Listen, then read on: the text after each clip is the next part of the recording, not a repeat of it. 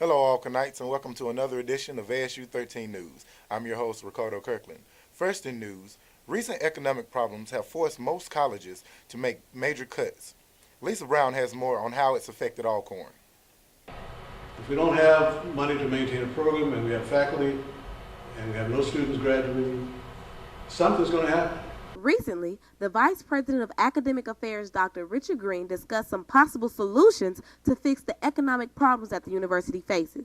Some programs that are not productive may be deleted. Some programs that are in need of additional resources may receive side. He talked about possibly combining departments based on the need of the discipline of learning. Program alteration will only affect the departments which fail to produce enough graduates. There has to be a local and national demand for the program, and thereafter, a committee will rank the program based off of the state of Mississippi guidelines criteria.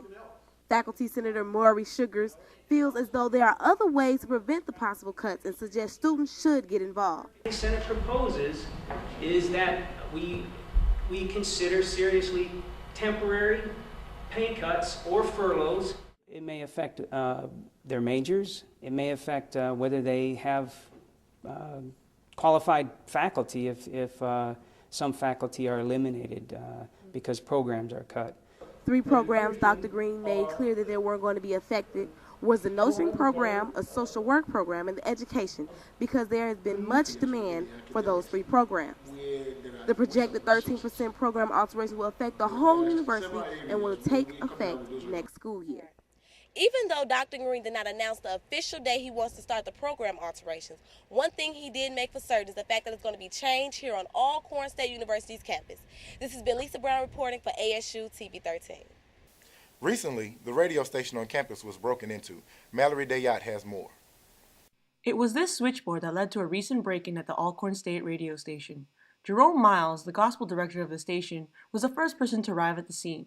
Came to work about 6:45 and noticed that our front door had been shattered, and we didn't know what had happened, but come to find out that somebody did try to break into our radio station. Investigator Anthony Walker believes that the break-in happened during the rainstorm that occurred the night before. He believes the suspect tried to jam the lock and then pry the door open. After the 2 failed attempts, the suspect was finally able to enter the building by breaking the glass. Many damages were found in the building, however, nothing was actually stolen. He could have easily gotten other items, but he concentrated on one particular item in the building. The switchboard was found tampered with and half disconnected from the broadcast system. It was the only object in the station that was touched.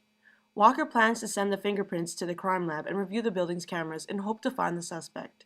Walker plans to continue his investigation. If you have any information about the break-in, please contact Extension 3000. I'm Mallory Dale for ASU TV 13. In recognition of Breast Cancer Awareness Month, the AKAs held a tea. Sierra McDonald was there. Tea and cookies served an important cause at the Alpha Kappa Alpha Breast Cancer Awareness Tea Function. This was held in the Gold Room on the 2nd floor of the cafeteria. Think pink was the color to wear in support of alerting others of this diagnosis. Graduating senior and chairperson Shanta Woods explains this event and its purpose. The Breast Cancer Awareness Tea was hosted by the Gamma Phi chapter of Alpha Kappa Alpha to get an awareness out about this disease that is affecting us all. 3 phenomenal breast cancer survivors, Rose A. Green, Evelyn Smith, and Pastor Gloria Jean Rankin, spoke of their courage battle against breast cancer. One in particular, Rose Green, a native of Natchez, Mississippi, and a 10-year breast cancer survivor, had one main thought to get across. She would like for girls and women to know that no matter what you are diagnosed with, you have God as your ultimate healer. I am Sierra McDonald with ASU TV 13. The Deltas and Kappas also held a program to raise awareness. Ronald Williams has more. Deltas and the Kappas hosted a breast cancer awareness forum in the library auditorium. The speaker for this event was Nurse Jackson. Ms. Jackson talked about the importance of getting your breast checked. She also gave vital information about how to check for lumps and where to check for them on the breast. A volunteer at the audience showed the crowd how to check for lumps in their breast by using a dummy model. Ms. Jackson also said men are also at risk and need to get checked also. Ms. Jackson gives important information on breast cancer.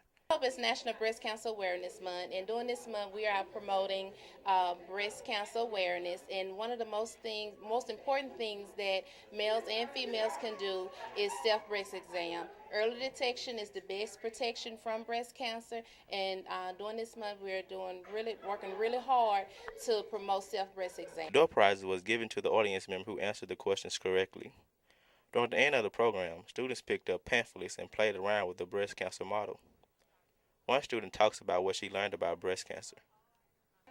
At this week's Breast Cancer Awareness Forum, I learned the risk factors. I learned that breast cancer is a leading cause of death in both men and women. The breast cancer forum was informative as students learned vital information. This has been Ronald Williams reporting from ASU TV 13. Have you ever wondered what SIFE was? Ariel Buckman has details. University students across the globe come together in SIFE to help their communities and develop projects that improve the quality of life and standard of living for people in need. Not only do they make a difference, but they gain experience that many will never have. An active student tells us what SIFE is. SIFE is an organization that brings together the top leaders of today to create a better tomorrow and a sustainable growth and world for your communities. A few students from various majors attended the SIFE Walgreens training conference in Dallas and got the chance to talk to CEOs and recruiters from large companies. The speakers gave tips about time management, effective resumes, innovation, and lastly, an overview of the business world today. A new member tells us about his experience. The event was awesome. I had a good time, learned a lot, got a chance to see a couple CEOs and business leaders. If you want to create a better world and are a hard worker, check out the SIFE group. This is Ariel Buckman with ASU TV 13.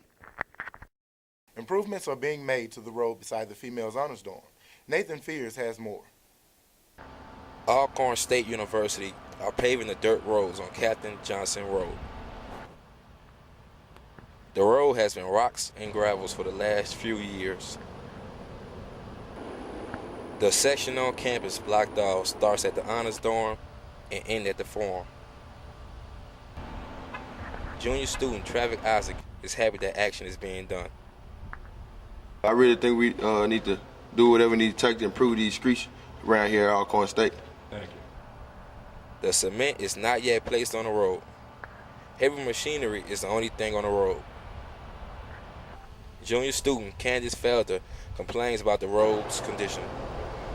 The street conditions at Alcorn State has been terrible ever since 2008 when I first got out here. I'm glad to know that they are working on it.